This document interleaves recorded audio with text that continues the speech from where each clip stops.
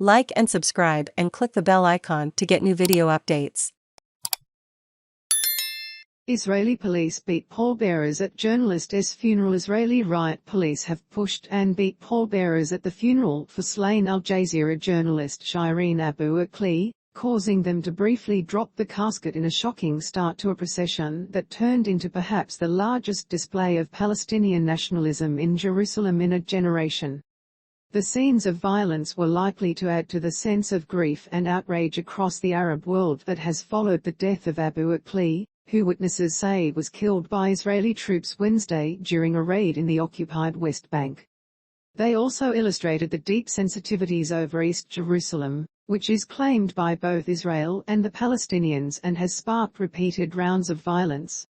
Abu Akleh, 51, was a household name across the Arab world, synonymous with Al Jazeera's coverage of life under Israeli rule, which is well into its sixth decade with no end in sight. It was believed to be the largest Palestinian funeral in Jerusalem since Faisal Husseini, a Palestinian leader and scion of a prominent family, died in 2001. Ahead of the burial, a large crowd gathered to escort her casket from an East Jerusalem hospital to a Catholic church in the nearby Old City. Many of the mourners held Palestinian flags, and the crowd began shouting, "We sacrifice our soul and blood for you, Shireen." As the helmeted riot police approached, they hit pallbearers, causing one man to lose control of the casket as it dropped toward the ground. Abu Akleh's brother, Tony, said the scenes prove that Shireen's reports and honest words had a powerful impact. Al Jazeera correspondent Givara Budeiri said the police crackdown was like killing Abu Akleh again. "It seems her voice isn't silent," she said during a report by the broadcaster. "It claims all of the city as its eternal capital and has annexed the eastern sector in a move that is not internationally recognized." The Palestinians claim East Jerusalem as the capital of a future independent state.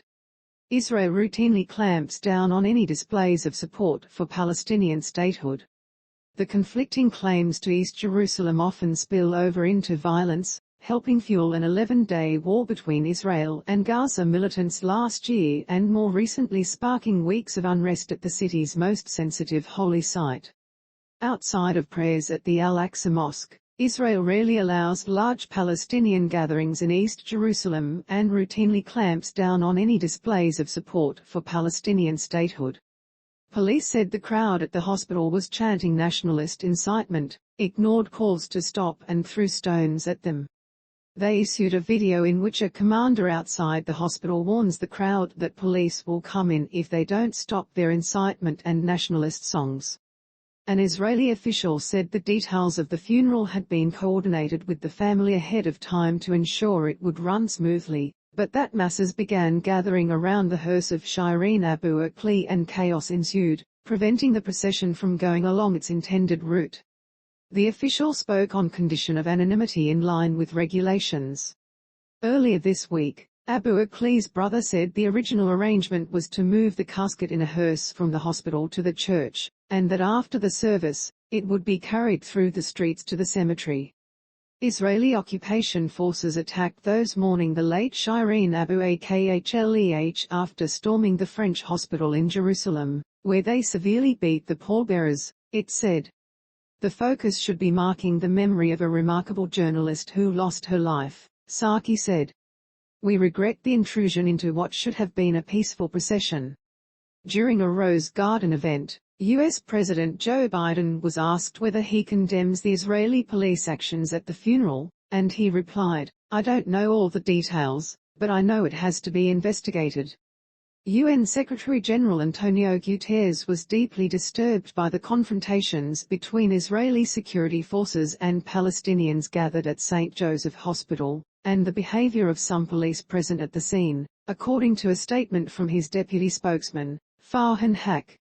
Israeli police later escorted the casket in a black van, ripping Palestinian flags off the vehicle as it made its way to the church.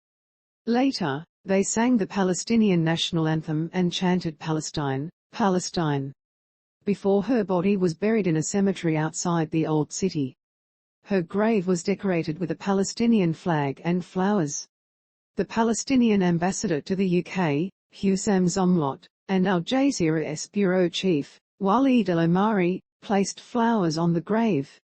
Sela Zuhika, a 70-year-old Palestinian, called Abu Akhleh the daughter of Jerusalem, and said the huge crowds were a reward for her love of the city. "We already miss